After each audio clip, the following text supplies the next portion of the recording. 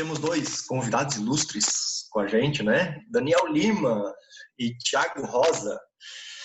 Gente, muito obrigado por ter aceitado o nosso convite de estar participando desse bate-papo. E vai ser bem assim, tá, gente? É um bate-papo, não é nada... eu sei, né? Os dois, assim, um teólogo, outro médico. Então, assim, eu sei que vocês têm um arcabouço aí de palavras difíceis, mas nos ajudem, né? Com as traduções das expressões e, né, no linguajar onde nós, pobres mortais, possamos entender. Mas legal.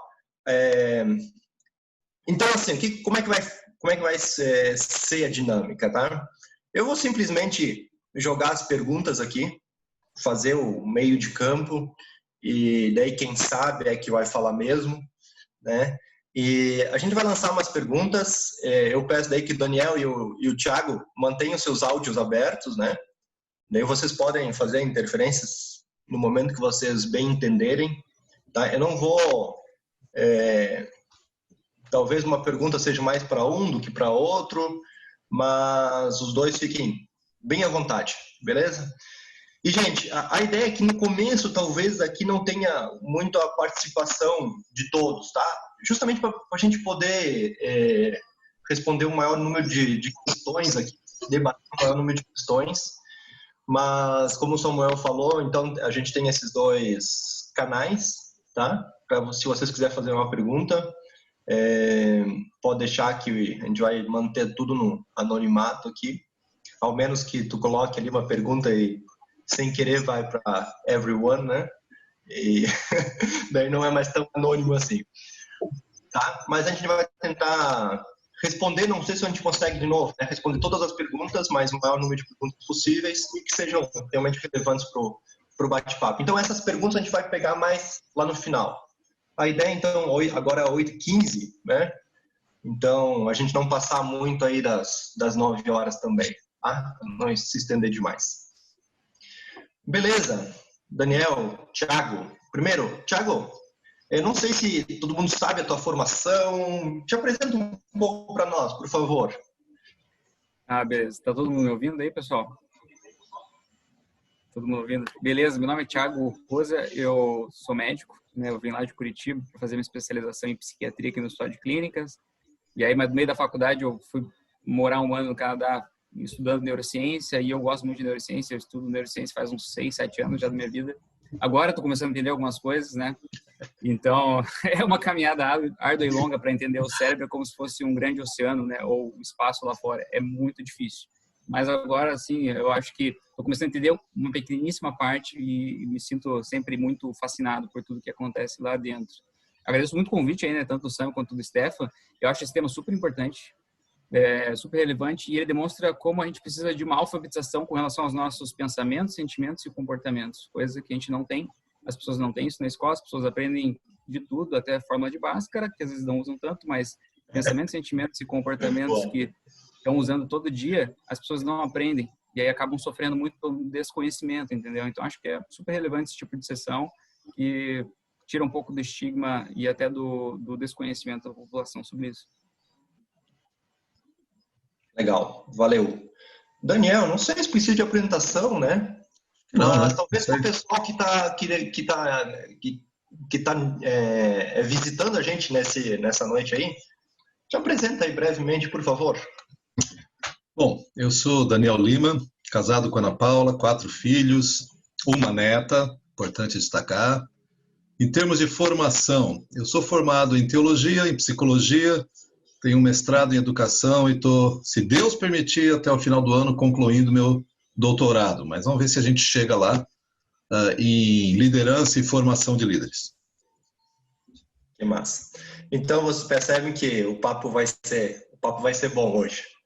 Gente, para a gente começar, tá?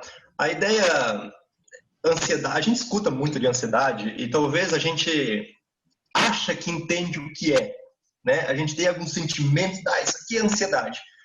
Então eu queria convidar então o Daniel e o Thiago, principalmente talvez aqui num primeiro momento, em 2 aspectos, né? A questão mais clínica, Thiago, talvez contigo aí, o que seria clinicamente, como é que a gente pode entender o que é ansiedade?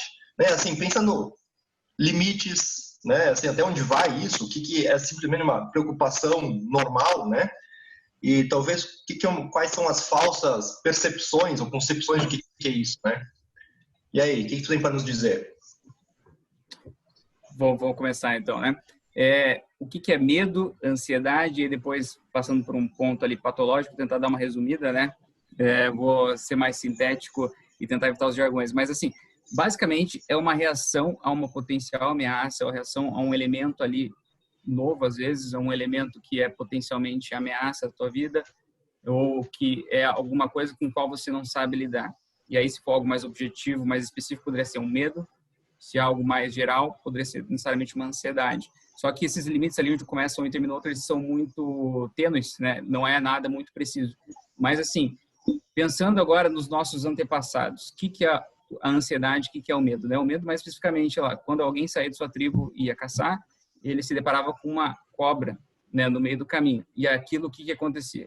Os órgãos do sentido dessa pessoa se davam conta que tinha uma cobra.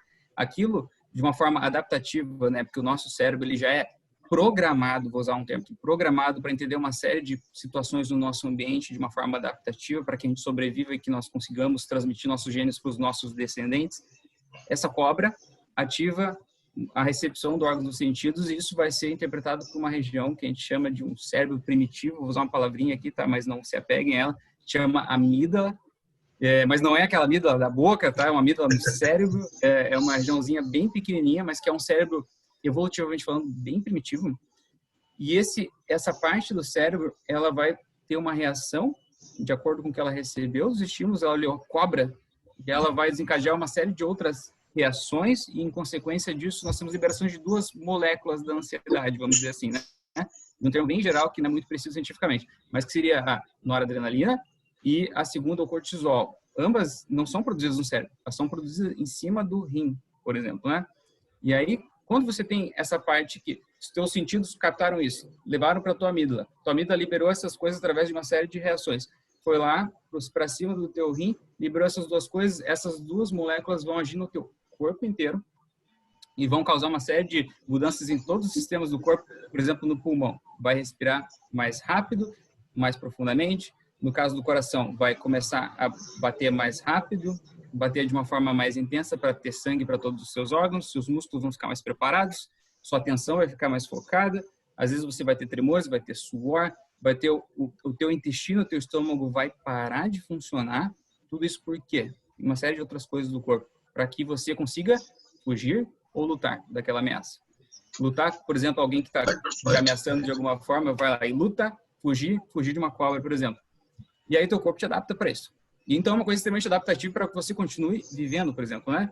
E aí, então, tem essa ameaça, teu corpo interpreta isso, e aí você foge ou luta.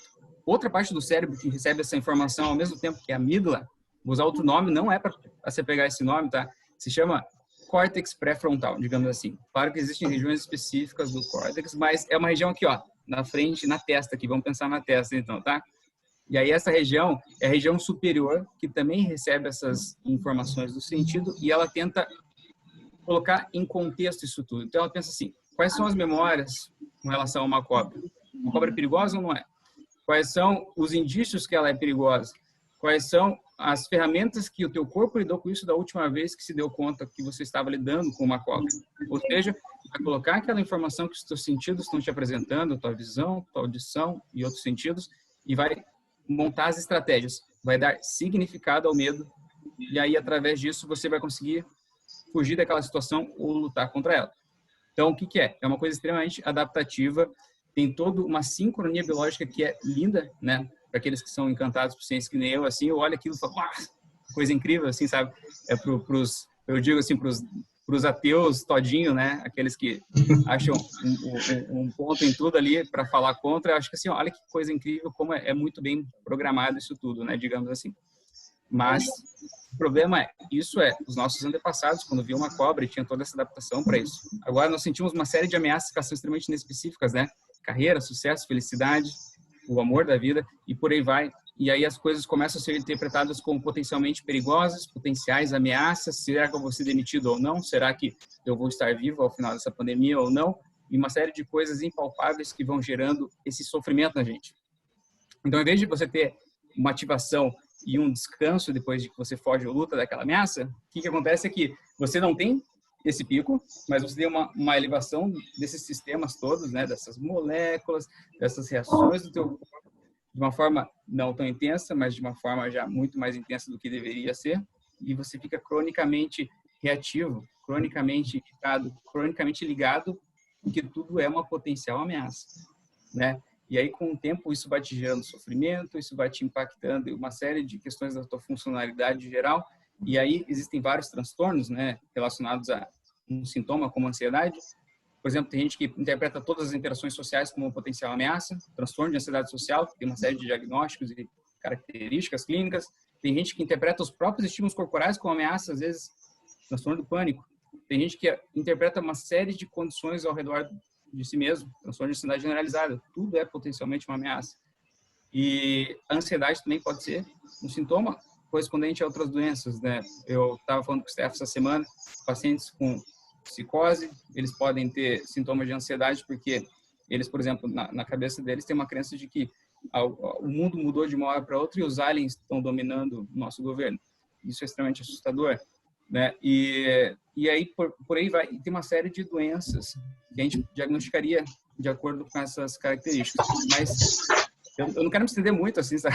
Essa discussão é gigantesca. Ótimo. Mas onde é que começa o normal e onde é que termina o normal para começar o patológico? Eu só vou falar de 3 coisinhas que a gente na psiquiatria usa muito, né, para diferenciar o que é normal e o que é patológico. Por exemplo, assim, Tiago, desculpa. Só explica ali o patológico, o que patológico. significa. Palavra patológico. O que é doença, digamos assim, usando um termo mais genérico, né? Onde começa algo que é normal, por exemplo, algo que vai garantir com que você continue lidando de uma forma adaptativa e continue sobrevivendo ao longo da tua vida, né? Que você consiga cuidar dos teus filhos, você consiga lidar com as dificuldades que são potenciais ameaças. E onde é que começa quando isso te causa sofrimento, te causa dor? Esse é justamente o ponto, né? Freud tem uma definição muito legal do que é patológico e do que é o normal, né? Normal para ele a pessoa tem que ser capaz de amar e trabalhar, né? Trabalhar é uma coisa super ampla, produzir, né? E lidar com uma série de dificuldades e problemas que aparecem ao longo da trajetória. E amar, não só o amor romântico em si, mas cuidar de pessoas ao seu redor, ter amigos e por aí vai.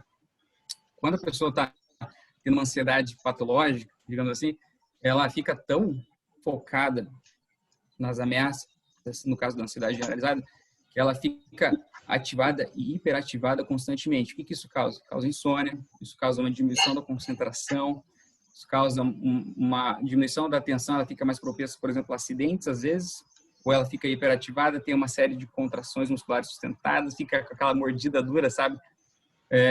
E vários outros sintomas que não vale a pena falar aqui, porque é muita coisa. E aí, às vezes, a pessoa também tem comprometimento da própria funcionalidade. Um cara que tem ansiedade social, às vezes, ele não consegue nem no mercado comprar carne, porque isso causa um ataque de pânico nele e ele é incapaz de fazer essas pequenas atividades, que dirá fazer faculdade, trabalhar, arrumar uma namorada e constituir uma família.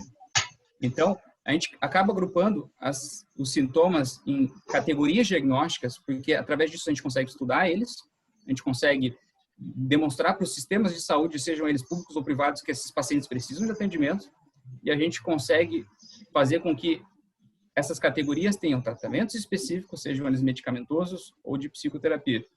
Então, através disso, esses pacientes chegam para a gente avalia, exclui outros diagnósticos que às vezes são orgânicos, né? Por exemplo, tumores da suprarrenal, que é essa glândula que eu falei em cima do rim, problemas na tireoide, como hipertireoidismo, né? Que é um aumento da atividade da tireoide, só para dar 2 exemplos.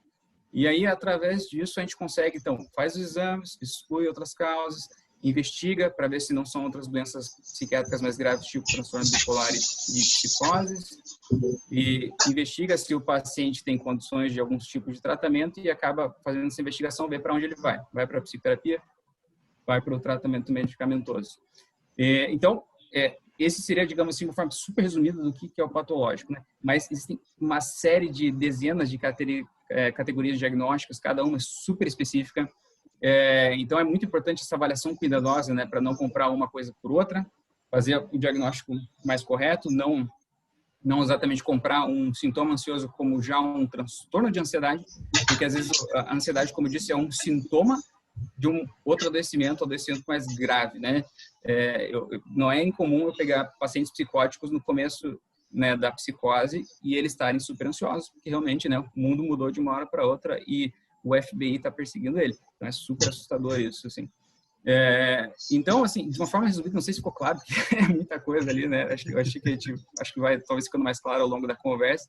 Tentei resumir aqui um pouquinho, mas é um universo, assim, basicamente, né? Tem todos os componentes ali do fisiológico que pode se transformar em algo patológico. Isso tem uma série de consequências que a gente vai falar provavelmente depois mais um pouquinho. Legal, valeu, Thiago. Acho que ter esse perfil clínico aí é bem importante. Duas coisas que eu achei bem interessante. Uma, tu falou ali dos ancestrais, né? E um monte de reações e coisas que acontecem. Isso assim, não é 5 minutos acontecendo até que tudo se elabora, é o quê? Num momento instantâneo, né? Daí a complexidade, onde é que a gente pode glorificar Deus com toda essa beleza, né? De fato. E é interessante uma outra coisa aí, daí a gente já pode entrar numa segunda questão, como muitos desses medos ou conceitos que nos levam a ter ansiedade, muitas vezes nem são verdadeiros, né? É algo que se cria, algo, né, que nem você falou, né? O FBI está me perseguindo, né? De algum jeito tem algumas lógicas que a pessoa toma, né? Ah, aconteceu isso, então é verdade aquilo, então o FBI está me perseguindo, né? Então, que na verdade não são verdadeiras, né? Mas eu pergunto, daí, tanto para o Thiago quanto para o Daniel, né? Com base na experiência que vocês têm, né? Assim, de tanto a parte médica, né? Que o Thiago recebe, mas também pensando em aconselhamento, né? Quais são os motivos principais hoje, tá? Hoje, na nossa realidade, quais são os principais motivos que as pessoas buscam, dizendo assim, estou ansioso porque... Assim, para ver até onde a gente aqui, né, na nossa realidade, a gente se adapta a isso, né? E poder ver se é um pouquinho tem sentido. Bom, primeiro, achei excelente a explicação, Thiago. Acho que traz bastante clareza para a gente aqui, dá um referencial muito legal. Na minha experiência, que obviamente não é clínica, a pessoa vai entrar em ansiedade porque ela se percebe ameaçada, né? Como foi colocado, a diferenciação que eu sempre fiz é medo é um perigo imediato e objetivo. Ansiedade é um perigo não imediato, pode ser futuro ou difuso. O mundo conspira contra mim. Então, essa distinção que eu faço. As razões que eu mais encontro isso é a pessoa sentir que ela perdeu o controle, ou a ilusão do controle, né? Então, pode ser que ela tinha um sonho de família. Eu sempre sonhei que eu seria casada e nós nos daríamos super bem, teríamos 2,7 filhos e tudo seria bonitinho. E não acontece. Aí o marido larga dela, ou a esposa larga dele, ou alguém tem uma doença, ou ele perde o emprego, vai morar com a sogra. Essa sensação de perda de controle, ela é muito, para mim, é o que gera essa ansiedade, né? Eu acho que, depois, Thiago, tu pode verificar se a terminologia está correta, mas eu vinha pensando assim, que todos nós temos que tratar com um mínimo de ansiedade. Existe um mínimo que é saudável. Se eu tiver 0 de ansiedade, eu não levanto de manhã para ir trabalhar. Para quê? Não estou preocupado com nada, né? Ou eu não vou fazer entrevista de emprego, ou eu não vou estudar para... Então, um certo nível de preocupação quanto ao futuro me faz com que eu me prepare para enfrentar esse futuro. No momento que o futuro se torna uma ameaça, e eu acho que eu não tenho como enfrentar, aí eu perdi o controle. Aí eu perdi o controle, a coisa fica nessa reação muito instintiva, né? Eu vinha pensando também que, por exemplo, se eu estou em casa e eu ouço uma janela quebrando, alguém está entrando em casa. Bom, esses processos todos que o Thiago falou vão acontecer, eu vou pular com, sei lá, alguma coisa na mão, porque eu vou pegar esse bandido. Não era bandido, era um vento que jogou um galho, quebrou a janela, sei lá. Então, só que aí meu corpo tem que dar uma esfriada contra tudo isso. Então, quando a pessoa perde o controle e é uma situação continuada, perdi meu emprego, meu seguro-desemprego de 3 meses e, cara, eu não sei o que eu vou fazer. E, obviamente, com isso, a gente põe a questão da pandemia e a falta de dados objetivos e uma falta de uma resposta concreta, porque, inclusive, ninguém sabe direito como é que é essa pandemia. Agora já sabemos um pouco mais. Mas eu não sei quantos de vocês. Eu entrei no isolamento achando que ia ser 1 mês. Acho que a maioria de nós pensou que seria 2 meses, vai. Bom, nós estamos há 7, 8 meses e guardando isolamento como pode, como não pode, e vamos lá.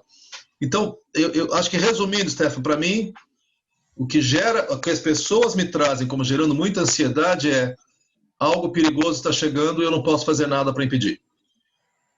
Essa sensação de que não há nada que eu possa fazer. Ou então é algo muito maior do que eu. Por exemplo, se o FBI vier atrás de mim, cara, estou roubado, o que eu vou fazer? Né? E a gente brinca, mas deixa eu dar uma palavra aqui que é muito séria, o Thiago sabe disso muito mais. No meu curso de psicologia, nós fizemos algumas entrevistas com pacientes psicóticos. Gente, eu sou chorão e todas as vezes eu saía chorando, porque o quadro de sofrimento é engraçado, a gente imagina, os aliens tomaram, né? Alienígenas tomaram o controle, o FBI. Eu lembro de um cara que me contou que tinha cobras no chão. Então ele não punha o pé no chão, ele andava assim, sentava na cadeira com os pés para cima e é até engraçado quando você fala que coisa ridícula. Cara, para um pouquinho e imagina, o chão está coberto de cobras. Cara, é um horror. Então, esse campo da doença mental, eu acho que deveria nos mover uma profunda compaixão, porque se o cara quebra a perna, você conserta a perna ou não conserta, sei lá, mas doença mental é um drama. Mas, voltando, então só para dizer, a minha experiência, resumindo, perda de controle diante de uma ameaça real ou imaginária que é meio indistinta, né?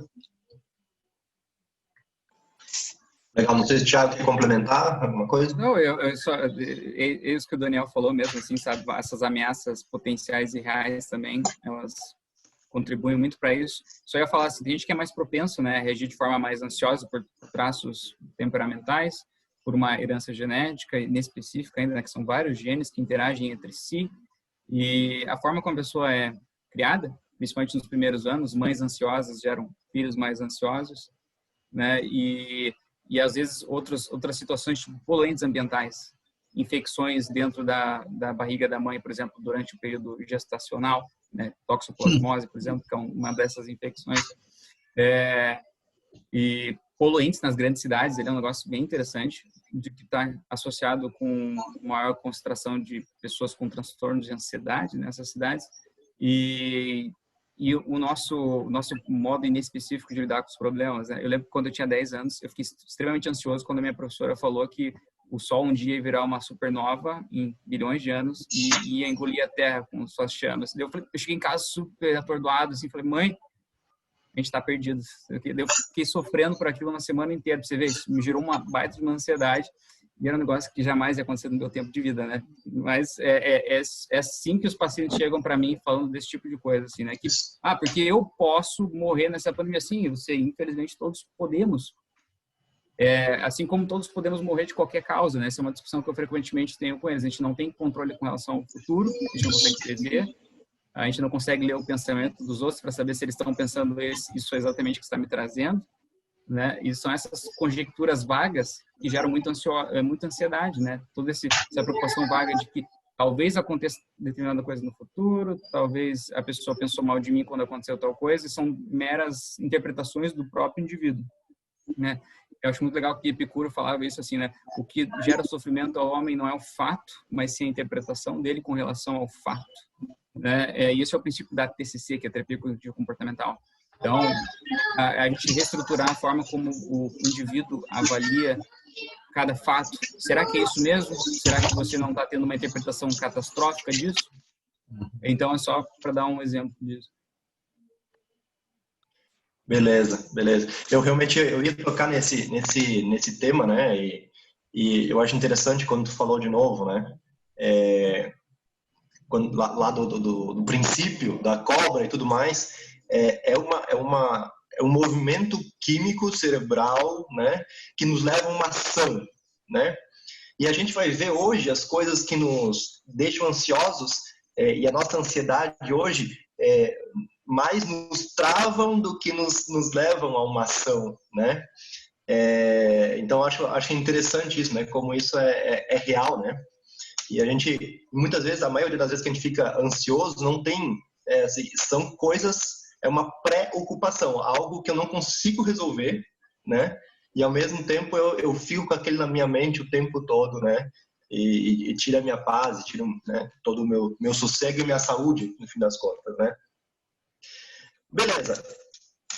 Pensando assim, eu estou hoje ansioso, tenho todos esses traços, né? Talvez, que nem o Daniel falou, eu estou sentindo que eu estou perdendo o controle, né? Que momento seria, talvez, ideal, né? O que eu posso... o que eu estou sentindo, né? Ou que nível de ansiedade eu preciso ter? Como eu posso saber que eu preciso procurar, talvez, assim... isso não é normal, né? Eu preciso, talvez esteja realmente acontecendo, eu ter alguma substância no meu cérebro que está faltando, né? Como é que eu posso saber que eu preciso de ajuda médica? Não sei se existe um momento assim, ó, a partir disso, é uma pergunta bem leiga, tá? Deixa eu falar aqui antes de passar para o Thiago. Eu acho melhor o Daniel começar. Eu acho que o Thiago tem a resposta certa, mas por enquanto deixa eu falar aqui como leigo do ponto de vista clínico, tá? O que me faz encaminhar alguém? Tem 2 ou 3 sinais de alerta, tá? Primeiro, a incapacidade de raciocínio. Porque, por exemplo, você chegar para mim e falar, Daniel, eu vinha pela rua e um cachorro tentou me morder, cara, eu tô assim, ó, tô tremendo. Tá bom, puxa vida, né? Cuidado, não passa mais lá, o que tá fazendo esse cachorro e tal. Mas se ele chega para mim, não, mas Daniel, o cachorro vai me pegar. Mas, cara, não, foi lá na Zona Sul, eu tô aqui na Conde, mas o cachorro vai vir atrás de mim. Opa, aí tu percebe que há um nível de fantasia ou de irrealidade que é difícil raciocinar com essas pessoas, porque ela perdeu a capacidade de lidar com o concreto, tá? Então, o primeiro sinal é um nível de fantasia que a pessoa não percebe. Isso aqui é o dramático. Então, é difícil eu me avaliar, porque de repente eu falo, cara, eu acho que eu nunca vou conseguir um emprego. Isso é real? Quer dizer, você já conversou com alguém, realmente você é inempregável? Como é que é isso, né? Então, primeiro sinal. Segundo sinal é quando a pessoa, eu digo, ela perde a funcionalidade. Ela não sai de casa porque o cachorro vai pegar. Ou ela não vai para o banheiro porque o cachorro vai entrar pela janela. Ou ela fica na cama e puxa o cobertor porque o cobertor protege. Assim, ela parou de funcionar uma vida minimamente normal porque ela está com medo, ansiosa. E eu estou falando de cachorro, mas, por exemplo, o cara que se convence, puxa vida, eu queria arrumar uma namorada, não consigo porque eu sou muito feio. Aí vai ficar difícil avaliar junto com o cara, que de repente o cara é feio, mas tudo bem. Mas o dramático aqui é o seguinte, daí esse cara fala, eu não vou mais na reunião do grupo pequeno porque eu sou muito feio. E as meninas todas riem de mim. Eu falo, cara, tá um pouco fantasioso. Não, eu também não vou trabalhar, que no meu escritório todo mundo me acha feio. E se eu vou no ônibus, as pessoas, percebe? Fantasia, e eu não consigo funcionar. Porque o normal é você sair de casa, você pegar o ônibus, o transporte, seja lá o que for. E isso é uma vida funcional. Então, esses dois são os primeiros parâmetros. Há um terceiro parâmetro, que é uma ansiedade que não vai embora. Eu brinco, e aqui de um modo totalmente leigo e injusto, tá? Para quem não sabe, eu tive um ano que eu tive uma depressão muito séria. Mas eu não tenho um temperamento, nem uma propensão para depressão. Foi um momento muito específico na minha vida, muito claro. Eu brinco hoje, isso é injusto, que as minhas depressões duram 3 horas. Eu tenho um momento de tristeza, eu vou para casa, eu como alguma coisa, eu deito, eu durmo, amanhã eu estou bem. Não é todo mundo que é assim. Então é normal que a pessoa fique ansiosa por algum tempo. Mas passa uma semana, passa 2, passa 3, a ansiedade não baixou, se não é doença ou patológico, está se tornando e vai terminar ali. Então, como leigo, 3 sinais. Fantasia, muito doida. Né? E hoje, com o mundo das redes sociais absolutamente fantasiosas, isso dá alimento para todo tipo de fantasia. Mas tudo bem, fantasia. Segundo, a não funcionalidade. O cara não consegue viver. Terceiro, a permanência dessa sensação incapacitante. Então, como leigo, é o que eu olharia. Tiago, corrige aí. Não, tranquilo, achei ótima a explicação aí do pastor Daniel. Mas assim, primeiro, vou separar em 2 grandes grupos. Situações de emergência, que é o que a gente estava discutindo, eu, Sam e o Daniel antes aqui, né? E eu acho importante falar aqui, porque todo mundo tem que ter essa noção, assim, né? Em psiquiatria tem algumas emergências que tem que mandar direto para uma emergência psiquiátrica. Aqui em Porto Alegre, por sorte, nós temos 2 emergências psiquiátricas. Depois, no final, vou colocar o link lá do endereço, caso vocês precisem, que é super importante estar ligado nisso. E então, risco de suicídio. A população leiga não tem como avaliar se o risco é elevado ou o risco é baixo. Falou em pensamentos de morte, você viu que o negócio é sério, manda para emergência. Porque se os estudos dizem que os médicos não psiquiatras, eles acertam em 50% dos casos quem tem risco ou não, entendeu? Para vocês terem noção, então, que só a população leiga é muito difícil avaliar. Tem uma série de questões que tem que avaliar, então, mandar esses casos direto para emergência, porque são casos graves. Suicídio é a 2ª causa de morte entre jovens, tá? Então, assim, é uma das 18 ou 17ª, 18ª causa de morte no mundo. Uma pessoa morre de suicídio cada minuto, mais ou menos.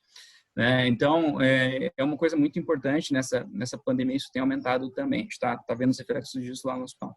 Segundo ponto, psicose, né? Psicose até é uma emergência em vários casos. O Daniel falou um sofrimento absurdo, para vocês terem ideia, assim, a pessoa ouve vozes que falam para ela se matar, por exemplo, ou matar alguém, ou tá achando que vizinho de tal é uma entidade demoníaca, em alguns casos mais extremos. Mas casos mais leves, a pessoa está com sintomas e não precisa ir para emergência. Então, assim, se perceber que a pessoa está muito agitada, está muito agressiva, esses casos, às vezes, até tem que chamar a brigada militar, por exemplo, né? E aí se manifesta também com sintomas de ansiedade, tamanho e sofrimento, né, do indivíduo.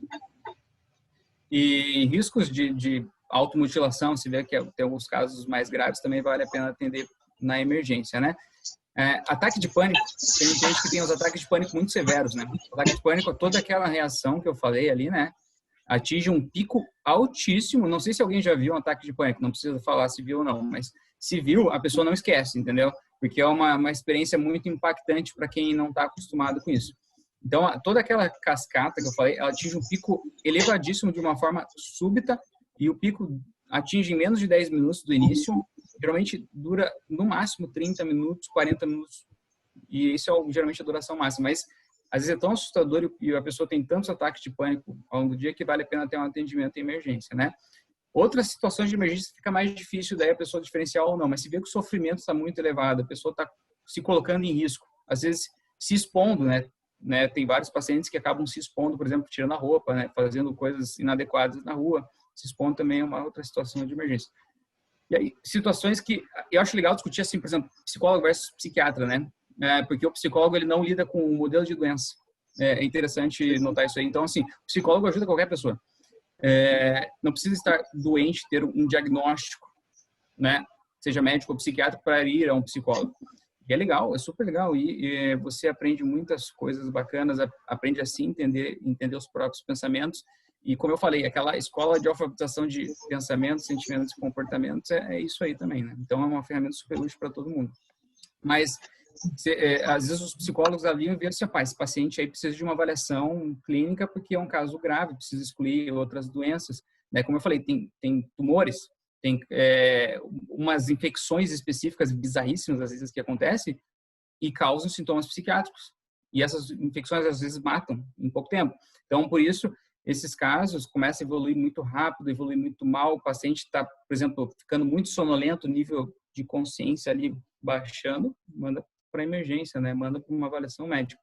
E o Daniel, ele falou super bem a questão da funcionalidade, né? E da capacidade de lidar com as demandas do dia a dia, né? De uma forma mais ampla ali. Quando você vê que não é uma preocupação só excessiva, né? Não é uma coisa só que você consegue conversar com a pessoa, fazer ela racionalizar acerca disso, mas você vê que está extrapolando muito, está se cronificando, está causando muito sofrimento para ela, está causando prejuízo para ela e para os outros, vale a pena, sim, dar uma checada, fazer uma avaliação psiquiátrica, fazer um acompanhamento psicológico também, que a pessoa vai se beneficiar muito disso. Então, assim, não sei se ficou muito claro, às vezes eu não... com o Zoom a gente não entende muito, se o pessoal está entendendo, então me avise aí, tá?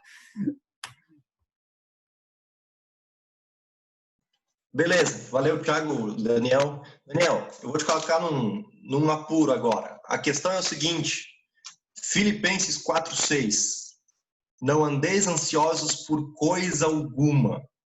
Como é que a gente agora... Eu sei que, pensando em tudo que o Thiago falou, né, esses quadros patológicos, como diz, né,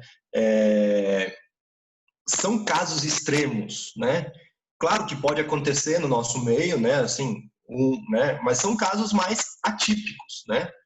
Mas a verdade é que cada um de nós, em certo nível, lida com essa ansiedade, né? E talvez seria uma ansiedade mais normal, se dá para dizer assim, né? Que talvez não necessitasse de uma ir a um médico e pesquisar e ver realmente se tem alguma anomalia, né? Mas como é que a gente agora, pensando nós, né? O que tem a ver? Como é que a gente lida com esse versículo? Não andeis ansiosos por coisa alguma. E aí, Daniel, o que tu nos diz? Quero dizer que eu concordo com o versículo. Muito bom. Deixa eu explicar um pouquinho mais. Gente, eu acredito que quem não é ansioso, confia plenamente em Deus, não sofre as dores da ansiedade. E isso talvez se refira a 0,001% do tempo. O fato é, gente, que nós vamos lidar com a ansiedade. Eu até fui dar uma olhada nesses versículos que eu já tinha estudado antes, e é muito curioso que a palavra usada lá, que não importa qual seja, não andeis ansiosos de coisa alguma. Depois em Mateus 6, Jesus fala também, não andeis ansiosos de coisa alguma, e ali em Mateus 6 ele fala 4, 5, 6 vezes, né? Não vos inquieteis, porque nada adianta. Então a nossa primeira impressão é que esse Mateus 4, 6 é não andeis ansiosos, ansiedade está errado. Mas eu fui verificar, e Paulo usa a mesma palavra em 3 outros versículos, pelo menos, num sentido muito mais light. Então, por exemplo, só para citar aqui, depois se quiserem eu passo as passagens. 1 Coríntios 7, 32, diz que aquele que é solteiro preocupa-se com as coisas do Senhor. Essa palavra preocupa-se é a mesma de ansioso. É a mesma palavra. Depois, em 1 Coríntios 12, 25, diz que é importante, não sei o quê, que não haja divisão na igreja para que todos tenham cuidado uns pelos outros. A palavra cuidado é a mesma palavra para ansiedade. E, por fim, no próprio livro de Filipenses 2:20, ele diz que, ele está falando de Epáfras e Timóteo, se eu não me engano, e ele diz que não tem o outro que, como Timóteo, tenha um interesse sincero por vocês. Interesse é a mesma palavra ansioso. Então, eu diria que, com toda a conotação da palavra ansioso, eu diria que a gente poderia tranquilamente traduzir a palavra ali para preocupado. Então, não andem preocupados de coisa alguma. É verdade, é verdade. Eu posso confiar plenamente no cuidado do Senhor. Mas como eu disse, por que eu estudo para me formar na faculdade? Porque eu gosto de estudar? Pode ser. Mas por que eu vou para uma entrevista de emprego? Por que eu levanto na segunda-feira de manhã para ir para o meu emprego? Porque eu estou preocupado com algumas responsabilidades. Aliás, quem não se preocupa com nada é um irresponsável doente, né? Demais isso, que é isso? Ele está apático. Então, voltando aqui, o que a gente faz com aquele versículo? O que eu entendo é que eu pego a mesma passagem, a mesma expressão, não andeis ansiosos de coisa alguma, e vou lá para Mateus 6. E quando você olha em Mateus 6, o que Jesus está dizendo, olha, não se preocupem tanto, porque Deus cuida de vocês. Que isso, esse tipo de preocupação, eu diria, preocupação excessiva, incômodo, ele vai roubar sua energia, ele vai roubar sua atenção, ele é profundamente desgastante, e a característica da ansiedade, nesse contexto, é que ela é uma reação sobre coisas que você não controla. Então, por exemplo, eu sei que vários de vocês estão empregados. Algum garante que vai estar empregado daqui a um mês? Não tem como garantir, gente. Não, mas eu tenho um emprego público. Tudo bem. Talvez tenha mais garantias que a média, mas garantia você não tem. Então, existe uma dimensão em que eu vou tomar todos os cuidados possíveis, mas aquilo que está além do meu controle, eu tenho que entregar para Deus. Eu tenho que descansar e falar, Deus, tu és soberano. Tu estás acima dessas coisas. Deixa eu dar um exemplo bem concreto para vocês. Eu sou um pouco neurótico com horário. Eu fico ansioso se eu vou chegar atrasado em algum lugar. Mas assim, eu fico muito bravo. E se eu vou sair para um lugar e alguém vem comigo, essa pessoa chega atrasada, eu não sei se eu deixo eles para trás, mas olha, fica difícil para mim. Já teve várias vezes que por várias razões eu tive que me atrasar e eu orei para Deus. Falei, Senhor, eu fiz a lição de casa. Eu fiz o que eu podia. O que está fora do meu controle, o Senhor tem que cuidar, porque não tem o que eu possa fazer. Essa oração, além de ser uma oração de entrega para Deus, foi uma oração que me trouxe muita paz. Então, conectando com... Eu não estou sendo irresponsável. Eu fiz o que eu pude. E num mundo em que você é muito cobrado por performance, por sucesso, por beleza, por desenvoltura, Bom, ponha sucesso que você quiser colocar nessa história toda. O fato é, você não vai atingir esse sucesso, tá? Desculpa, eu quero o sucesso para todos vocês. Tu não vai atingir o sucesso em tudo, relaxa. Tu faz o máximo que tu pode e o resto entrega nas mãos de Deus. Então, não andeis... É curioso porque o versículo continua e ele diz assim que pelo contrário, pela oração, com súplicas e ações de graça, você deve apresentar seus pedidos a Deus. Então, aqui eu vejo o contraponto.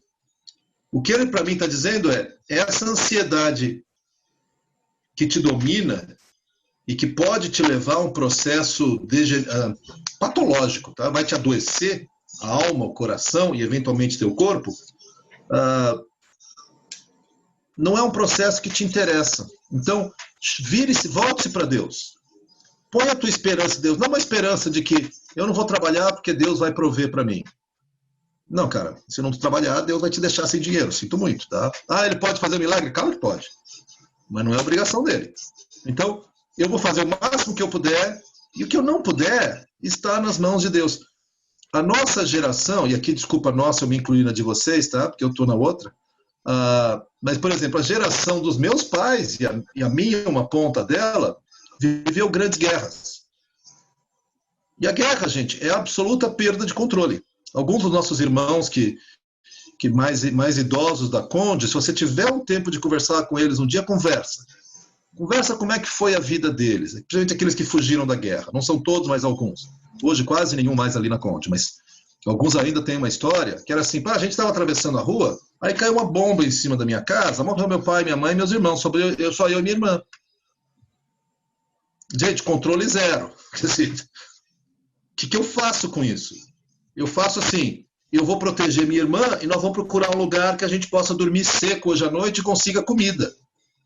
Isso é ansiedade. Mas é também confiar que Deus cuida. Dentro do seu plano, dentro dos seus, da sua soberania, né? Então, voltando, como é que a gente lida com aquele versículo? Dizendo, realmente, Senhor, eu não quero andar ansioso daquilo que está fora do meu alcance. Eu quero ser responsável, eu quero contar o custo da torre que eu vou construir, que é uma outra expressão que Jesus usa, mas eu não quero ficar ansioso por aquilo que está fora do meu controle. Uma expressão, e com essa eu termino já, que eu gosto muito é, Deus colocou algumas coisas na nossa mordomia. Cara, cuida do que está na tua mordomia. Então, por exemplo, quanto a estudo, está na tua mordomia, estudar para a prova em vez de maratonar a Netflix. Isso é a tua mordomia. Não está na tua mordomia você adivinhar o que o professor vai colocar na prova. Está na tua mordomia você procurar montar o melhor currículo profissional que você pode. Porque você quer se apresentar e quer obter uma boa colocação. Não está na tua mordomia se tu vai conseguir a vaga. E se você não conseguir, acredite, não é culpa sua.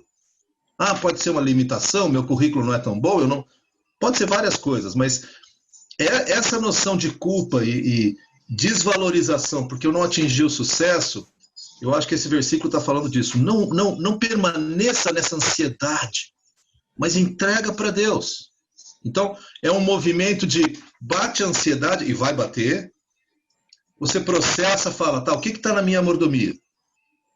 É isso aqui, então eu preciso batalhar e sempre isso aqui eu posso fazer. O que passa disso, Senhor, eu quero entregar para Ti, dando ações de graça, confiando em Ti, num processo em que, na minha relação com Deus, eu caminho em fé nas promessas que Ele tem para mim. Legal. Daniel, uma pergunta aqui que surgiu, e que eu acho que tem a ver, né? Ali fala, por exemplo, o medo, eu tenho medo, tá? De não estar perto da pessoa a quem eu amo, no momento que essa pessoa morrer, vamos dizer assim. Eu tenho medo de não estar perto da minha mãe, da minha família, quando essas pessoas morrerem, né? Entra mais ou menos nesse mesmo aspecto que você está falando? Para mim entra, porque veja bem, eu entendo o sentimento e a vontade, mas a não ser que você seja um socorrista, se a pessoa está morrendo, ou mesmo que você seja um socorrista, não há nada que tu possa fazer. Não, gente, eu não estou dizendo que é fácil, mas o fato é impossível você estar com alguém o tempo todo para que na hora da morte você esteja ali. Essa é uma expectativa irreal. Maluca, desculpa o termo leigo aqui. Não dá. Quer dizer, você não vai viver mais. Se a pessoa vai no banheiro, você está ali na porta. Se a pessoa sai, não existe isso. Então, eu entendo esse medo, mas eu diria assim, tem coisas que você vai ter que você vai ter que se esforçar para abrir mão. Eu acho que uma das coisas que gera muita ansiedade, medo, são algumas idolatrias que nós temos. Eu lembro um período, eu tenho 4 filhos, né? Em que por uma série de razões econômicas eu tive que tirar meus 4 filhos da escola particular e colocar os 4 na escola pública. Gente, eu sofri por 1, 2 meses, não chamaria de ansiedade, mas quase, sabe, pensamentos assim de eu não valho nada, eu sou um péssimo pai. E aí conversando com a Ana Paula falou assim, mas por que você está sentindo isso? E aí eu falei, né, uma mentira que eu tinha acreditado, que porque um bom pai paga escola particular para os seus filhos. Aí primeiro que ela riu, ainda bem que ela tem bom humor, porque ela falou, meu pai não pagou a escola particular para mim. Está dizendo que meu pai foi um mau pai? Bom, essa é outra conversa. Mas essa expectativa, um bom pai paga escola particular para os seus filhos, é mentira, gente. Não é verdade. Um bom pai dá a melhor educação que ele pode para os seus filhos. E se ele pode dar escola particular, que dê, se não, ele vai dar uma escola pública e vai... Gente, ele faz o melhor que ele pode. É essa expectativa que a gente cria. Um homem de sucesso terá um bom carro e um bom apartamento. Uma mulher será linda e atraente. Ou uma mulher terá um cargo e será totalmente financeiro independente o resto da vida. E aí eu ouço mulheres que falam, eu quero ser independente, rica, bem-sucedida profissionalmente, esposa, mãe, cantar no coral, dirigir o grupo de mulher. Tu nem a Diana lá da Mulher Maravilha faz isso tudo, a gente relaxa. Então, essas expectativas, voltando aqui, eu tenho, vou colocar entre aspas, eu tenho que estar perto da pessoa quem eu amo na hora da morte. Cara, tu pode até pedir para Deus, mas ela não é uma expectativa real. E expectativas irreais nos escravizam, seja elas quais forem. Estou brincando com algumas aqui, mas elas nos escravizam. Beleza. Daniel, falando até dessas expectativas, podemos entender que muito das nossas, então, nossos momentos de ansiedade, ou vai de uma expectativa até de uma verdade equivocada, se dá para dizer assim, né? Verdade equivocada, mas o que nós consideramos verdade acerca de nós mesmos, ou nossas capacidades, ou do que nós devemos alcançar, né? Ou expectativas ou verdades equivocadas a respeito de quem Deus é, né? Ou de que Deus deve fazer para mim, ou né, a própria questão de será que Deus me protege? Talvez a gente logicamente a gente sabe que Deus está com a gente todo o tempo, a vontade de Deus é boa, perfeita e agradável, mas muitas vezes na prática, né, não é exatamente isso que está na nossa que as nossas ações demonstram, né? Pensando dessa forma, eu posso dizer que se essas minhas convicções estão equivocadas e me levam à ansiedade, minha ansiedade pode se tornar um pecado? Olha, eu não gosto dessa equação. No começo da igreja cristã, muitos cristãos foram jogados na arena e eram devorados por animais. E nós gostamos de pensar que eles entravam na arena cantando cânticos ao Senhor e louvando o nome de Deus enquanto o leão estava comendo a perna dele. Os relatos históricos dizem que o pessoal até cantava, mas quando o leão entrava na arena, tinha cara subindo parede para fugir do leão. Por quê? Porque eles são seres humanos. Mas Deus não cuida? Claro que cuida, mas eu não quero ser comido por um leão, tá? Não sei se alguém aqui está disposto, eu tô fora. Então, o fato eu brinco muito com isso. Gente, a vida é dura. Não é nenhuma novidade. Se você viveu mais que 2 anos, você sabe que a vida é dura. E que você vai ter algumas profundas decepções. E que você vai ficar triste, sim. E que você vai se frustrar e se decepcionar.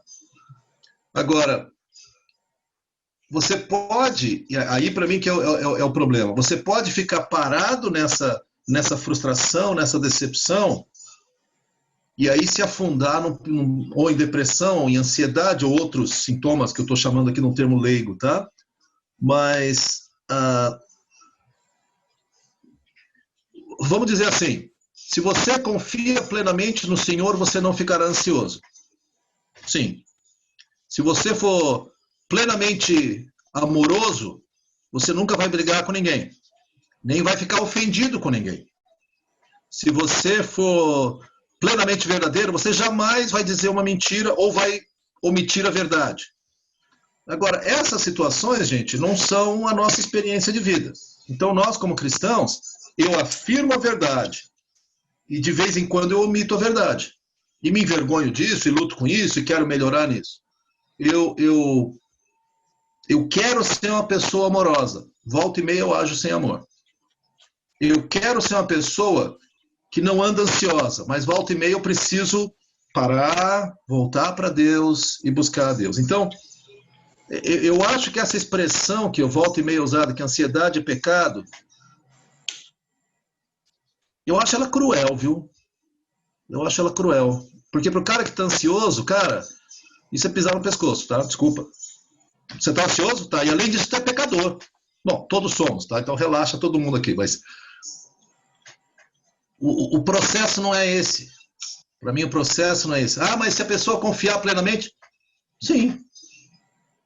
Mas para mim, há alguns processos que eu aprendo. Tem uma passagem que eu gosto muito, gente, e me permitam, já preguei sobre ela, vocês já me ouviram falar provavelmente sobre ela. Aguenta, vai ter que ouvir de novo. 1 Pedro 1,18, que diz assim: pois vocês sabem que não foi por meio de coisas perecíveis, como prata ou ouro, que vocês foram redimidos da sua maneira vazia de viver, transmitida por seus antepassados. Eu e você, em Jesus, fomos redimidos da maneira vazia de viver que nossos antepassados nos legaram. Muitos dos nossos medos, expectativas, idolatrias, são heranças que nós recebemos, mas repara a expressão, maneira vazia de viver. Nós não precisamos viver mais lá, nós fomos redimidos disso. Agora, esse é um processo de maturidade espiritual. Então, o fato é, ansiedade é uma realidade. Não estou nem falando da questão patológica. Aliás, até eu vou jogar uma pergunta para o Thiago aqui, depois ele vê se ele consegue responder. Mas eu tenho uma nítida impressão, e eu não sei o que vem primeiro, né? Mas eu tenho a nítida impressão que se a pessoa começar a entrar num quadro mental de ansiedade, de preocupação, de perda de... Eu acho que ele acaba tendo reações físicas e que começa um ciclo físico que não adianta ele falar, tá bom, mudei de ideia. Não, não vai ser. Uma vez que entrou no ciclo físico, aí ele vai precisar de uma ajuda diferente. Porque o próprio mecanismo da neurociência, que eu não sei nada a respeito, ele entra num ciclo vicioso, vamos chamar assim, e que não sai só porque eu decidi sair. Então, voltando. Não, eu não acredito que... Existe ansiedade que é pecaminosa? Claro que existe. Não tenho dúvida que existe. Existe depressão que é pecaminosa? Claro que existe. Se eu sempre sonhei em ser rico e famoso aos 40 anos, aos 40 anos eu sou empregado e ganho 2 salários mínimos e moro na casa da sogra, e eu fico deprimido, bom, cara, a vida é dura. Vamos ver quais são as suas fantasias que te fizeram entrar aí. Agora, não, nem toda depressão, nem toda ansiedade é pecado. Eu não vejo base bíblica para isso. Porque, inclusive, o texto muito usado, que é esse, Filipenses, se a gente for nessa, a gente tem que ver que a palavra ansioso é usado positivamente em vários outros. Então, né? Mas estou me prolongando, perdão. Beleza. Tem uma pergunta aqui que eu achei bem interessante, que é o seguinte: como lidar com a ansiedade do contexto de uma consciência hipersensível? Ou seja, daí na ideia de eu tenho o tempo todo um medo de fazer a coisa errada, de pecar, no caso, né? Eu estou sempre assim, ansioso, será que eu estou pecando com isso? Será que se eu fizer aquilo é pecado? Porque acaba sendo uma ansiedade também, né?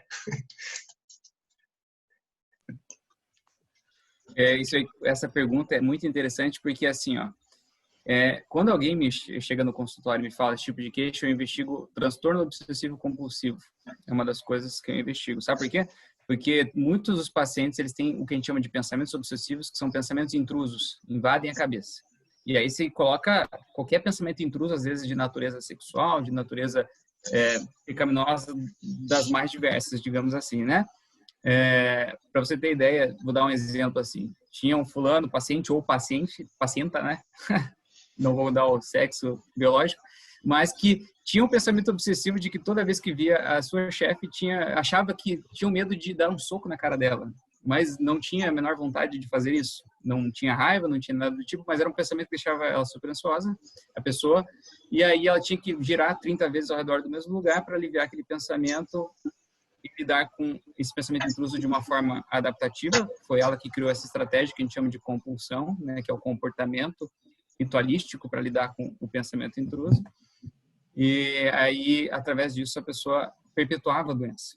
porque toda vez que ela tinha um pensamento obsessivo, fazia o ritual compulsivo, ficava cada vez mais forte as sinapses que geravam aquela doença, digamos assim. Então, o nosso cérebro ele tem uma coisa chamada neuroplasticidade. Eu estou falando um monte de tema aqui que daí me corrija. Não, tá? Muito bom, se vocês não estão entendendo, me parem, por favor, porque no Zoom ali fica difícil saber quem está entendendo e quem não está.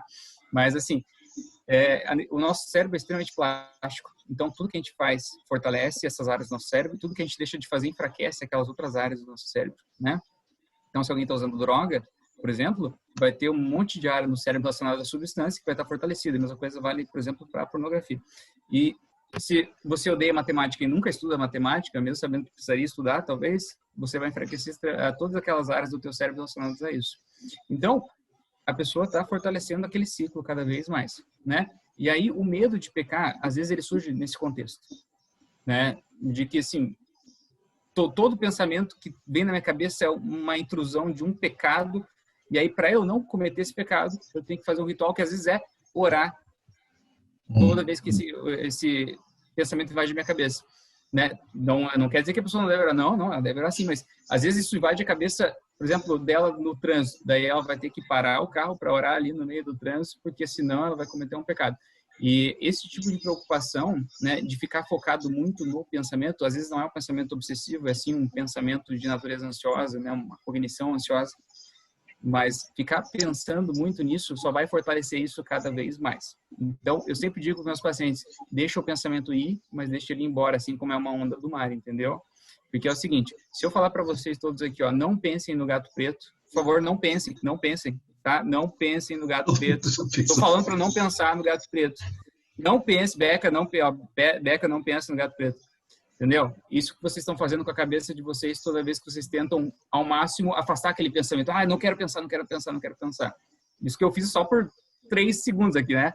Poderia fazer horas, porque é o que vocês têm feito todo dia quando vocês tentam, por si mesmos, afastar esse pensamento. Então, você está dando força. É como se fosse um monstro que você está alimentando ali, né? Tentando jogar teu lixo, mas você, na verdade, está alimentando esse monstro. Então, o que tem que fazer nesses casos? Claro, assim, ó, todos somos pecadores, o pastor Daniel falou muito bem claro ali, todos nós, né, fazemos isso diariamente, às vezes inconscientemente, cometemos uma série de pecados ali, e outros deliberadamente, e isso, infelizmente, demonstra nossa natureza imperfeita, cheia de falhas, né, como nós somos humanos. Então, o fato de se concentrar e gastar uma energia psíquica enorme em não fazer algo, na verdade, está fortalecendo aquela coisa. Então, qual que é o meu conselho? Meu conselho é substituir esse pensamento por outro mais saudável. O outro mais saudável é fazer exercício físico, gastar um tempo lendo um devocional, por exemplo, tentar construir com aquele tempo, aquela energia mental, algo mais construtivo, né? Fazer jardinagem, comprar uma planta, agora tá em moda ser pai de planta, né? Compra aí, cuidar de um animalzinho, estudar para passar na prova, né? Tentar, às vezes, se tornar uma pessoa melhor, ajudar outras pessoas. Então, gastar essa energia em outras coisas, não focar a energia em não fazer algo, isso a ciência demonstrou que não funciona. Legal. Deixa eu fazer um comentário, eu acho que é muito positivo isso. Do ponto de vista cristão, nosso Deus é o Deus da graça, não da lei, gente. Cara, como é que nós nos perdemos na lei? Nós adoramos uma lei. A gente adora uma canga, um jugo no pescoço. Então, a gente entra numa relação meritória com Deus. Então, a pessoa morre de medo de pecar, porque eu vou pecar. Tá, tu não deve pecar, porque pecado tem, no mínimo, consequências dramáticas. Se você é salvo, a Bíblia diz claramente, já não há sobre nós nenhuma condenação. Então, eu posso pecar? Pode, não convém, porque vai te prejudicar. Então, uma das coisas que eu procuro trabalhar com as pessoas é quando eles estão lutando com isso, é você começar a pensar na tua relação com Deus. Mas eu me sinto pior. Mas, cara, Deus não está te sentindo pior a teu respeito. Deus está com o braço aberto dizendo, vem, meu filho. Tu é filho amado de Deus. Se você está em Cristo, você é filho amado de Deus. De novo, não estou, obviamente, passando a mão na cabeça de pecado, mas a nossa relação com Deus não é definida por pecado e não pecado. Aliás, o que substitui o pecado é uma relação de segurança em Deus. Aquela expressão que Jesus usa, né? Que o demônio sai da casa, anda por aí, depois volta, a casa está limpa, ele vai lá e busca 7 demônios piores para vir habitar com ele. Se você conseguisse tirar da sua vida um pecado, que você não consegue, tá? É só Cristo que vai conseguir isso. Se você conseguisse e não colocasse nada no lugar, eu acho que existe base para dizer que vão vir pecados piores, tá? Vai surgir de outra ponta esse negócio. O que você precisa é se encher tanto da presença de Deus, se conectar com Deus, encontrar teu prazer, tua segurança em Deus, que o pecado vai perder a graça. Chicote não resolve pecado. A igreja tentou isso tanto tempo, gente. Então, só uma pequena parte aqui. Interessante. Eu tenho um exemplo de um pastor que falou uma vez que ele estava falando para jovens. Esse pastor já faleceu, então dá para falar dele. Mas ele falou assim, olha, jovens, né, falando de sexualidade, quando dá vontade lá de olhar pornografia, de ir para masturbação, começa a bater palma, começa a aplaudir, não sei o quê. E eu olhei assim, cara, não é por aí, né? Não é justamente fazendo, é uma mudança de mente. Eu acho que esse é o ponto, né? E, só um testemunho assim, eu me lembro uma vez que eu busquei aconselhamento de um pastor que eu estava realmente nesse mesmo drama dessa pergunta, assim, né? E ele, única coisa assim, que eu me lembro que ele falou assim bem pontual, Stefano, acho que tu não entende a graça de Deus. E como assim? Eu entendo, eu sei que Deus me salvou, né, a salvação é de graça, não sei o quê, mas aquilo ficou na minha mente de tal forma, né? Entendendo que realmente não é a minha ou a tua força que vai fazer a gente simplesmente sair do pecado. Isso é moralismo. Isso. Né? Isso não é transformação de vida, né? Mas é aquele processo da gente se encher do Senhor tanto, que nem o Daniel falou, né? Que o pecado, pelo menos, vai diminuir o seu potencial, né? Na nossa vida e a gente vai conseguir encher-vos do Espírito Santo, né? A Bíblia fala, né? Quando a gente se enche do Espírito Santo, de modo nenhum vocês vão agradar a carne, né? É o que a Bíblia nos fala. Gente, eu sei que teria muita coisa para falar ainda, muitos aspectos talvez aí, e eu queria dar liberdade, talvez, algumas perguntas surgiram aqui, algumas tentei expor, deixa eu ver se surgiu mais alguma coisa aqui,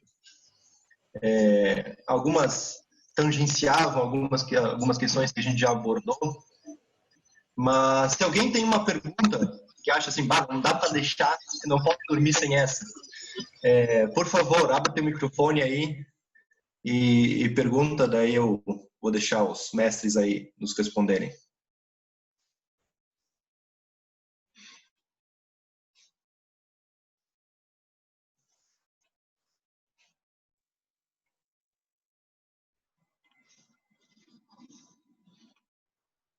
Acho que vocês foram bem claros nas suas respostas. Essa é a timidez. Confusos, né? Que não sobrou nada. O Zoom é assim mesmo. Acontece. Deixa eu ver, tinha uma pergunta aqui, deixa eu ver se...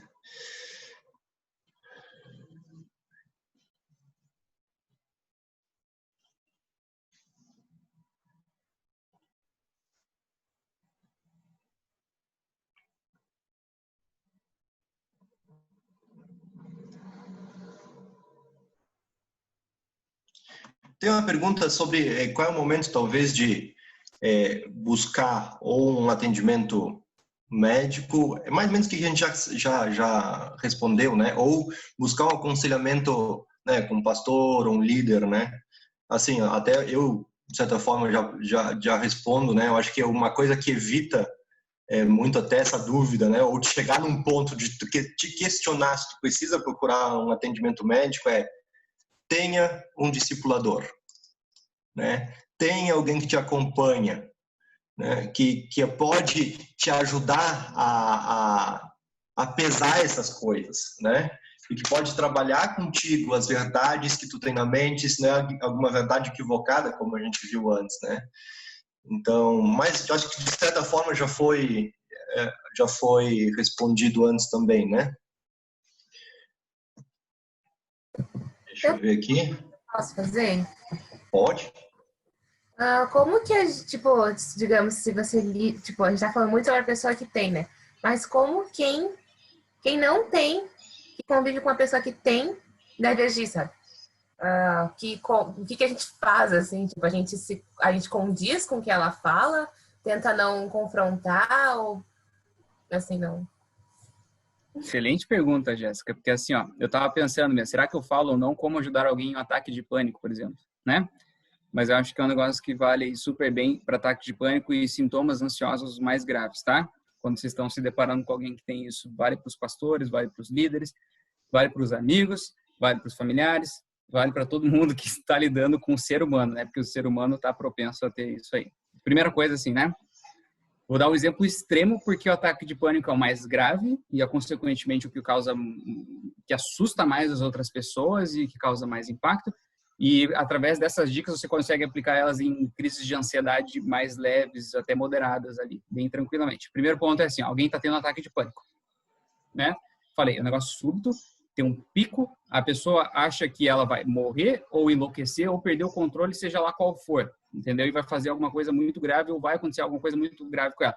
Qual que é o primeiro ponto? O primeiro ponto é ter alguém que é tranquilo e calmo, alguém que não seja propenso a ter ansiedade para pegar essa pessoa e afastar ela para um lugar mais tranquilo. Esse é o primeiro ponto. Segundo ponto, essa pessoa que tem uma postura mais calma e tranquilizadora, né? Ela não deve ficar também assustada, porque se a outra pessoa que está tendo ataque de pânico vê, né, esse indivíduo assustado, vai magnificar isso. Então, por isso ela tem que manter a calma. Por isso que chega no psiquiatra, os pacientes, eles veem a gente com a mesma cara de sempre, né? Eles falam, mas o cara não vai se assustar comigo. Eu falei, não, fica tranquilo. É um ambiente para você ficar tranquilo. Levou para o lugar, tem uma postura calma e tranquilizadora, você tem que falar para a pessoa a seguinte coisa: você não vai morrer, você não vai enlouquecer, você não vai perder o controle. Isso vai passar. Isso vai passar. Isso porque o pico é em 10 minutos e geralmente não ultrapassa 30 minutos um ataque de pânico. É muito incomum ultrapassar 30 minutos. Porque ela sobe, tem um platô e ela desce. É isso que é o clássico de um ataque de pânico, né? E aí, então, você tranquiliza a pessoa, fala que vai passar, você não vai morrer, você não vai enlouquecer, você não vai perder o controle, isso vai passar. E aí, você respira junto com a pessoa, porque a pessoa está hiperventilando, está respirando assim, e está sufocando, acho que vai desmaiar, e se ela continuar respirando desse jeito, sim, tem risco de desmaiar, apesar de ser uma coisa super rara, né? E aí, ela está hiperventilando, não está conseguindo coordenar a própria respiração, você respira junto com ela. E o ciclo dos 3 segundos é o ideal. 3 ou 4 segundos, assim. Você inspira por 3 segundos, segura 3 segundos, expira por 3 segundos, segura por 3 segundos. Faz isso junto com a pessoa, olhando para ela. E aí a pessoa vai fazendo contigo. E ela, aos poucos, vai se acalmando, se acalmando, se acalmando. Então, isso é uma dica ali que vai... Eu acho que 95% dos casos, né, se não for um caso grave, porque às vezes tem casos graves, às vezes tem que ir numa emergência, né, por alguma razão, mas isso aí não é o que vai acontecer geralmente, tá? Isso é muito raro, do raro, até no nosso hospital, ataque de pânico grave, assim, acontecer. Então, fazendo tudo isso, é muito possivelmente que a pessoa vai se acalmar bastante, né? E aí, depois disso, não culpabilizar ela, né? Não ficar tentando achar o que aconteceu para você ficar ansiosa assim, tranquilizar, assim, não vai passar, fica tranquila, tá? Não precisa se preocupar. Agora vamos deixar isso de lado, vamos tentar te acalmar, comer alguma coisa, beber água, daí sim, depois que passar o ataque, daí você vai tentar fazer isso, né? Então, essa é uma postura que... Aí, se você usar essas coisas todas em outros indivíduos que não estão tendo ataque de pânico, mas uma crise de ansiedade um pouquinho mais intensa, vai ajudar bastante também, né, de qualquer jeito.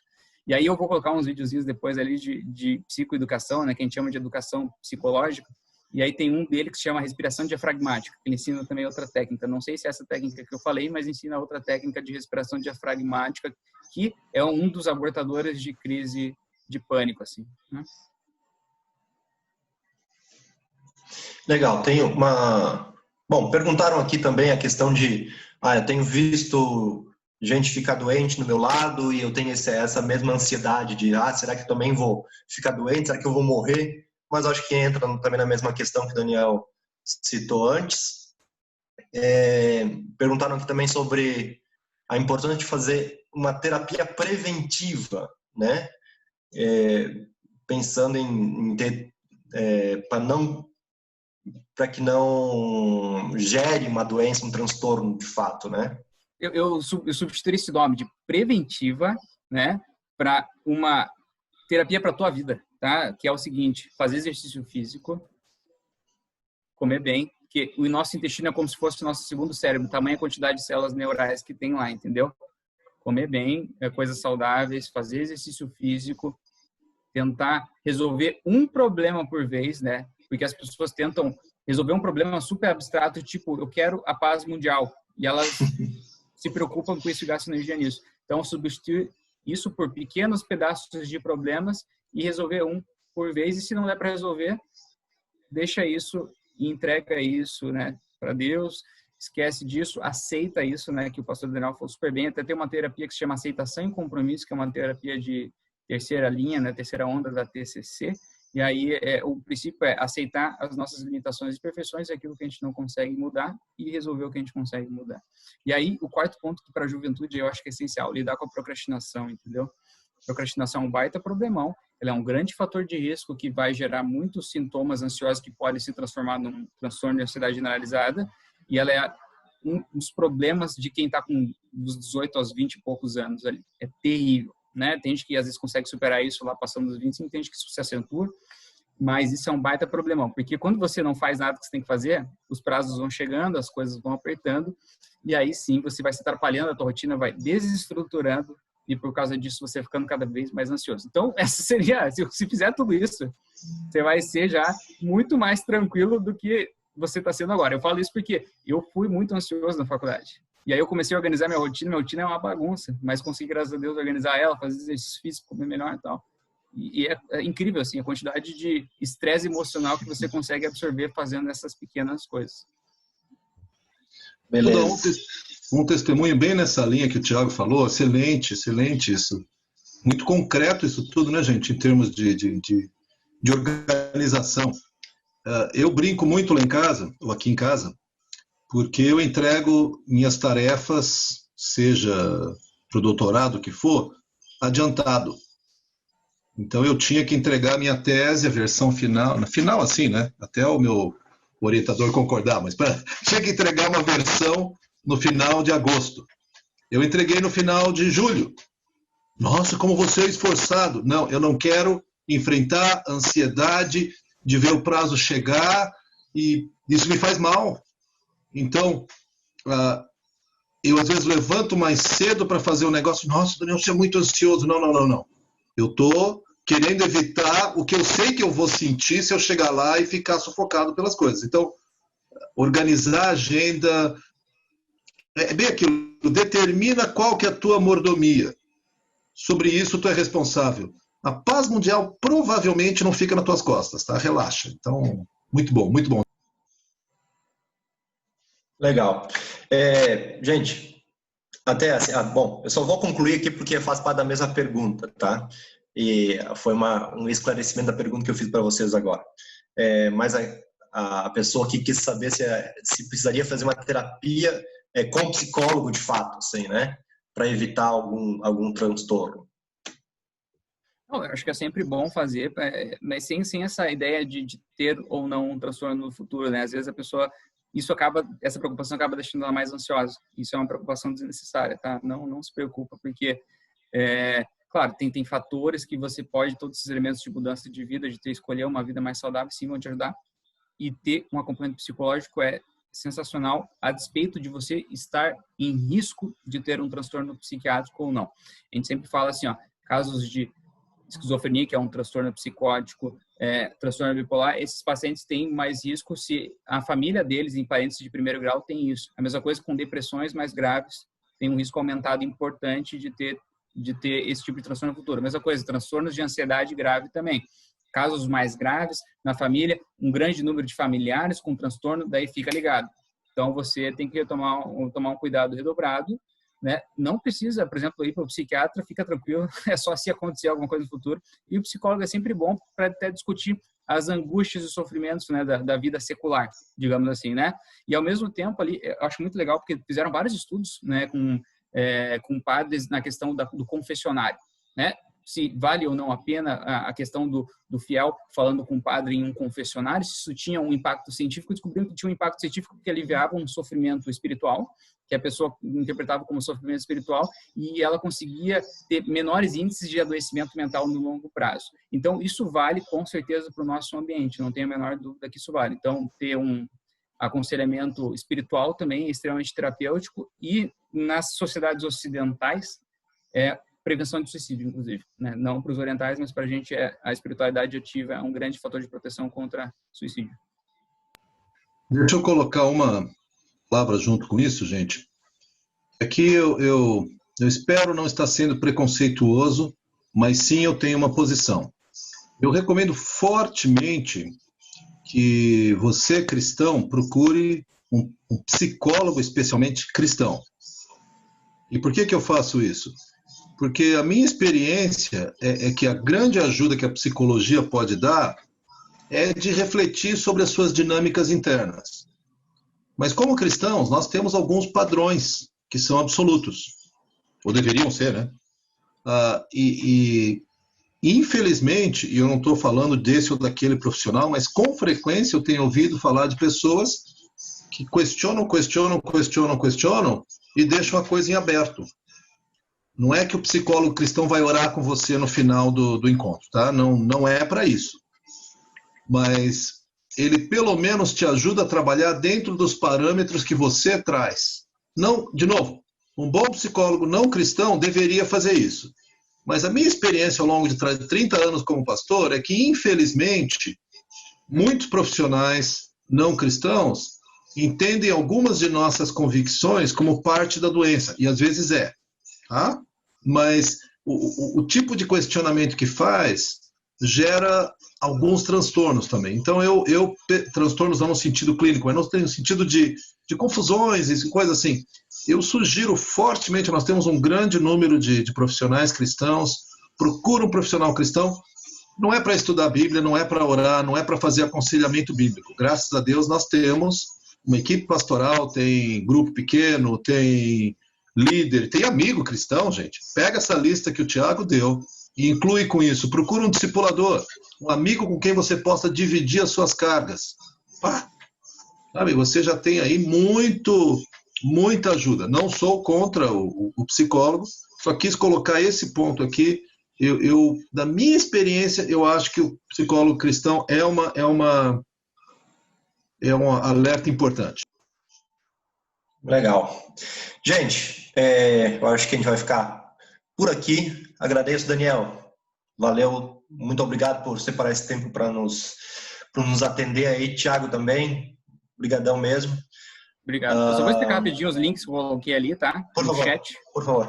Eu coloquei 2 links aí, pessoal, tá? Vocês vão identificar. O primeiro link ali é o Telepsi. Nesse contexto da pandemia, o nosso hospital de clínicas fez um piloto gigantesco nacional ali sobre telepsicoterapia. E aí eles fizeram uma página inteira sobre vídeos de psicoeducação. Daí você vai encontrar vários conceitos: tristeza versus depressão, ansiedade versus normal versus patológica, todos de 2-3 minutos. Respiração diafragmática, medo de contaminação, várias pequenas perguntas que apareceram aqui, vocês vão conseguir, vai ajudar vocês a refletirem sobre isso e até ajudar a lidarem com isso nesses vídeos. Segundo link é o link sobre as emergências psiquiátricas em Porto Alegre, tá? Como eu falei, assim, tem uma série de situações ali que são graves, são potencialmente de risco, não só para o indivíduo, mas até para outros terceiros ali envolvidos. E se precisar, tem essas 2 unidades de API e o PACS, que daí eles atendem 24 horas, 7 dias da semana. Tem os profissionais que são excelentes, são psiquiatras lá, conheço muitos deles, e são pessoas muito boas que vão fazer a avaliação de risco, né? E foi um prazer, Stefan, agradeço muito o convite ali e tá falando sobre esse tema aqui, e até para diminuir o estigma, né, dos transtornos psiquiátricos e dos pacientes psiquiátricos. Os pacientes são os queridos, são maravilhosos. Falei lá da psicose, transtorno bipolar, que são doenças graves, mas a maioria deles são super tranquilos, são pessoas super agradáveis, super bacaninhas, pessoas amorosas demais, então não justifica o nosso estigma com eles, né? Eu sei que a nossa sociedade fica assustada com eles, porque tem 1 ou 2 casos graves mas nesse universo tem muita gente bacana que está sofrendo e tentando encontrar seu lugar no mundo. São pessoas maravilhosas. Então vale a pena quebrar nossos preconceitos e estar aberto para ouvir eles, apesar do mundo e do universo paralelo que talvez eles vivam, tá bom? Muito obrigado, pessoal. Legal. Gente, para a gente terminar, eu queria orar, porque eu acho que em primeiro lugar, depois eu quero passar a Samuel, depois também, se quiser finalizar ali, mas entendendo que o nosso Deus, aquele que criou todo o nosso cérebro, né? Ele sabe como nós funcionamos. Eu acho que em primeiro lugar devemos buscar a Ele, né? Entender quem Deus é e saber que Ele tem todo o poder para nos ajudar na hora da dificuldade, né? Até esse versículo que a gente citou, né, de Filipenses, depois fala que orações e súplicas, apresentem seus pedidos a Deus, né? E o Senhor pode transformar não simplesmente a situação, né? Pode transformar a situação, mas mudar o nosso coração, a maneira como nós entendemos e abordamos as dificuldades da vida. Beleza, vamos orar? Senhor Jesus, queremos te agradecer por esse tempo, que realmente tenha ficado algo, Senhor, para que a gente saiba, Senhor, lidar melhor com as nossas questões, com a nossa ansiedade, Senhor, principalmente nesse tempo. Senhor, que a gente possa se encher de Ti, Senhor. Mas também, Senhor, quando a coisa ficar preta, a gente saiba quem a gente deve procurar, Senhor. E que a gente nunca ande sozinho. Eu acho que isso talvez ficou uma das lições principais aqui, Senhor. Que a gente nunca tenta resolver as coisas por conta própria, Senhor.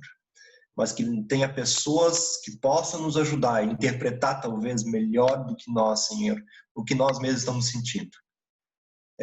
Que assim seja, Senhor, que essa semana a gente possa estar meditando nisso, Senhor, e levando nossas ansiedades diante da Tua presença, Senhor.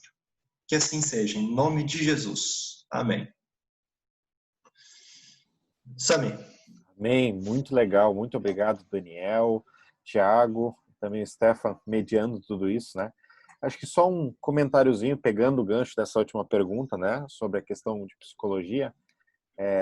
Acho que eu quero só reiterar isso, né? O quanto nós partimos do pressuposto como cristãos de que Deus conhece o nosso coração inteiro. Ele sabe das nossas necessidades, nossas lutas. Deus capacita pessoas para nos ajudar de maneiras diferentes. O que eu quero dizer é que se você sente qualquer parte, eu acho que o Daniel explicou muito bem a questão de preocupações da vida. Se a gente passa pelas preocupações naturalmente, por favor, tenha uma pessoa cristã saudável para estar junto contigo. Então, a gente fala de discipulado, a gente fala do acompanhamento, do aconselhamento. Então, assim, falo com muita sinceridade, dói meu coração quando alguém fala, puxa, eu fui fazer terapia porque agora eu tenho uma pessoa que me escuta. Bom, o pressuposto talvez não é o melhor. Porque uma pessoa que te escuta, puxa, eu quero que seja essa pessoa então. Nós temos pessoas, temos os grupos pequenos, temos... Agora, se é uma questão determinada, é algo específico, aí a gente vai dando passos e como o Daniel falou, tem pessoas específicas. Não é que, puxa, você tem que fazer daquele jeito, mas existe um apoio, um contato dentro disso.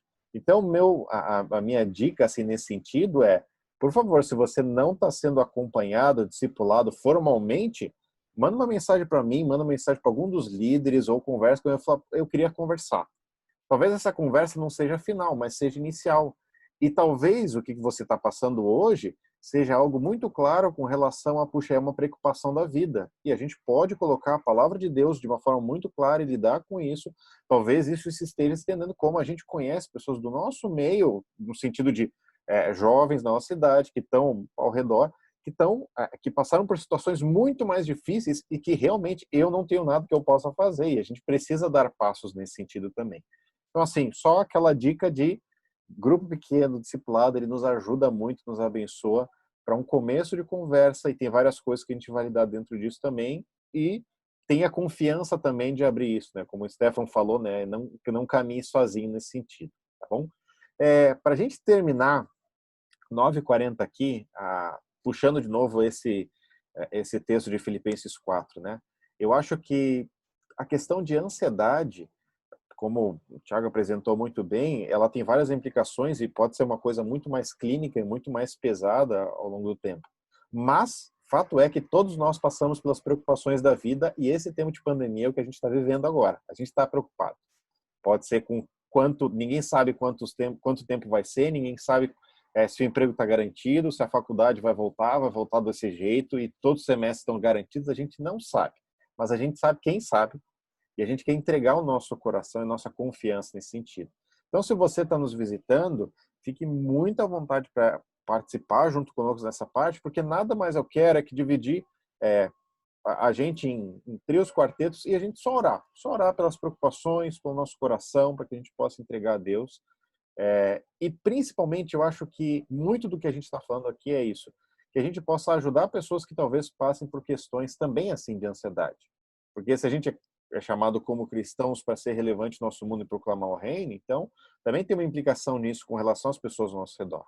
Então, vou separar vocês agora, separar a gente nesses trios, quartetos, ora um com o outro aí. Se você está nos visitando, fica à vontade, a gente vai orar por ti, vai ser uma alegria estar junto contigo nesse tempo. E aí a gente termina a nossa noite aqui, tá bom? Tá tudo gravado, depois vai ser passado também para o nosso YouTube. Beleza, gente?